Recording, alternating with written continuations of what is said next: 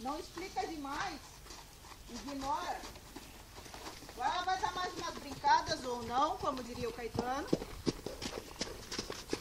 Mas vê, aqueles saltos que ela deu no início, com o duplo twist carpado, foi olímpico. Parecia que ela ia passar o dia inteiro fazendo isso.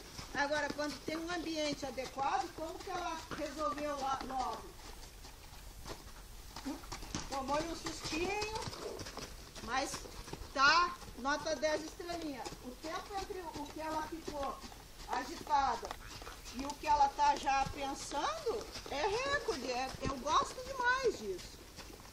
Do jeito que ela resolveu os problemas dela. E isso mostra como é que o que a gente pode esperar dela.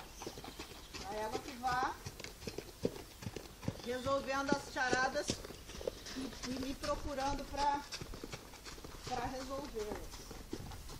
Contando comigo.